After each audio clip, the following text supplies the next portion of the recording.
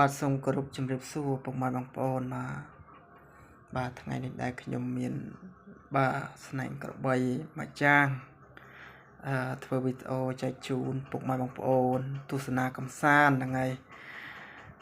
ទាំងនៅក្នុងស្រុកទាំងក្រៅស្រុកហ្នឹងហើយក្រៅប្រទេសបាទស្នែងក្របីនេះដែរបាទខ្ញុំនិយាយពីប្រវត្តិស្នែងក្របីនេះដែរគឺក្របីមេចាស់កូនក្រូលបាទខ្ញុំតាមបានពីអ៊ំខ្ញុំត្រូវជាអ៊ំចទួតមួយបងម៉ែខ្ញុំហ្នឹងហើយក្របីហ្នឹងគឺពីដើមមកគឺគាត់ជួល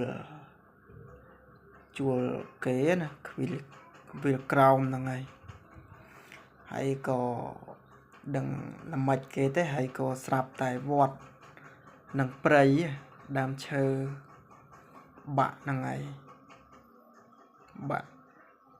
វែងដែរប្រហែល6 ទឹកហ្នឹងហើយ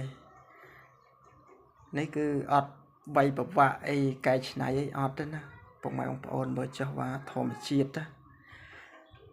ហើយកវីហ្នឹងនៅក្រោមមកប្រាំងមិញខ្ញុំអត់ជឿគាត់ដែរស្មានតែគាត់និយាយកុហកណាហើយគាត់ថាគេសុំជាវគាត់ក៏ដាច់ចិត្តទេហើយខ្ញុំឮដំណឹងពីកូនគាត់ណាប្អូនទៅជាប្អូនថ្លៃខ្ញុំគាត់និយាយថាផ្ទះខ្ញុំកវីស្នែងបាក់មួយដែរនៅផ្ទះបង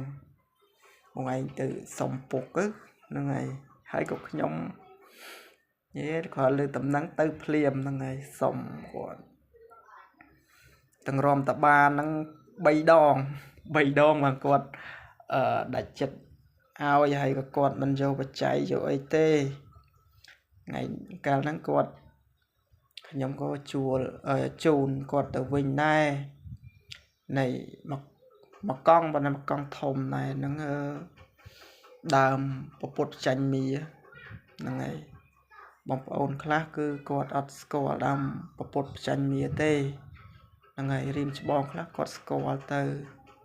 ខ្លះទៅក៏អត់ស្គាល់ដែរខ្ញុំបានមកពីខាងលើភ្នំនេះភ្នំរ៉ាល់គេឲ្យខ្ញុំហ្នឹងហើយក៏ជូនគាត់ទៅដូរយកស្នែងនេះមកលើកទី1ហ្នឹងសួរគាត់ប្រឆិតប្រឈៀងគាត់ថាស្នែងកវីនឹងកប់នៅក្នុងក្រូលហើយក៏អត់អស់ចិត្តសួរគាត់ម្ដងទៀតក៏គាត់ថាកប់នៅក្នុងក្រូលគាត់មានជំនឿដែរហ្នឹងហើយលើកក្រោយមកសួរអូនហើយស្នែងហ្នឹងគាត់កប់នៅក្នុងក្រូលក៏មិនគាត់ថាអត់ទេបងនៅលើផ្ទះនៅលើផ្ទះខ្ញុំយកទុកដល់ពេលនេះទៅក៏អូននិយាយមួយលពុកក្មេកគាត់ទៅណាពុកឲ្យស្នែងនឹងឲ្យបងភ័ក្រទៅហ្នឹងហើយឲ្យគាត់ទៅហើយក៏អំប្រុសគាត់ឲ្យមកបាទសេះពិសាលហើយបានស្នែងនេះបាទទាំងរំតបានណា3 ដងហ្នឹងហើយមើលចុះពណ៌គាត់នេះគឺស្នាមពីបាក់ហ្នឹងហើយកវីហ្នឹងឥឡូវគឺដោះស្នែងមកវិញហើយដោះប្រហែល3 ហ៊ុនអធិស្ឋាន3 ទឹកហ្នឹងហើយវិញដែរវិញស្នែងហ្នឹងស្នែងដូចកតារ៉ាបាទនេះជារបស់ផ្ទាល់ខ្លួនទេបាទអត់ដាក់ជាវអីទេនឹងគ្រាន់តែធ្វើវីដេអូចែកជូនពុកម៉ែបងប្អូនទស្សនាកំសាន្តទេបាទហ្នឹងហើយទឹកគ្រាន់ដាក់លើហឹងគ្រាន់គ្រប់បាទមើលស្នាមចុះបាទនេះមើលស្នាមបាក់ហើយកម្លាំងកវីគឺខ្លាំងវត្តព្រៃបាក់ហើយអ្នកខ្វៀលហ្នឹងក៏ប្រាប់គាត់ថាកវីពូឯងវត្តព្រៃបាក់ស្នែងអត់ហើយក៏គាត់ឲ្យរោស្នែងយកឲ្យគាត់វិញ ហើយអ្នកខ្វៀលហ្នឹងក៏យកមកឲ្យគាត់ទៅហ្នឹងហើយធ្លាប់នេះដែរគេធ្វើកិច្ចនៅសាលាឆាន់ណាគេលោកគាត់ធ្វើបុណ្យឡើងសាលាឆាន់ណាក៏ធ្វើអបិសេចម្ដងដែរហ្នឹងហើយស្អាតទៅឆ្លាក់តួអង្គបានបន្តិចតាន់ណាហ្នឹងហើយតាន់ដល់ត្រឹមនេះអធិស្ឋានផងមកតាន់ត្រឹមនេះតាន់មកអែមឆ្លាក់តួអង្គបានច្រើនប៉ុន្តែខ្ញុំអត់ដាច់ចិត្តទេហ្នឹងហើយទុកគ្រាន់គ្រប់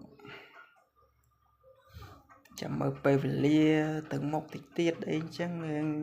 តន់ថាទុករហូតទេយើងអាចទៅមុខអីយើងអាចកាត់ជាកង់ទៅឆ្លាក់ទៅហ្នឹងហើយប៉ុន្តែនេះយើងអត់តន់ដល់ពេលវេលាដែលត្រូវកាត់អញ្ចឹងណាហ្នឹងហើយទុកឲ្យបានមួយឆ្នាំសិនតន់ដាច់ចិត្តហ្នឹងហើយស្អាតមួយថ្ងៃបានទេហ្នឹងហើយបក់ធ្លុះបានឃើញច្រើនឃើញរៀមច្បងយើងធ្វើបទបង្ហាញច្រើនតែ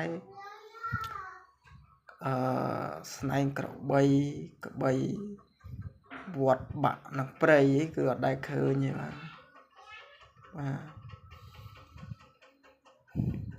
អែមវាមកងាយមានស្នែងក្របីវត្តបាក់អញ្ចឹងទៀតហ្នឹងហើយជាស្រ័យផងបើនិយាយទៅខុសឆ្គងប្រការណាមួយសូមខន្តីអភ័យទោសផងបាទហ្នឹងហើយខ្ញុំមិនសូវចេះនិយាយស្ដីអីទេហ្នឹងហើយជាស្រ័យផងអញ្ចឹងវីដេអូមានតែប៉ុណ្្នឹងឯងបាទហ្នឹងហើយអរគុណ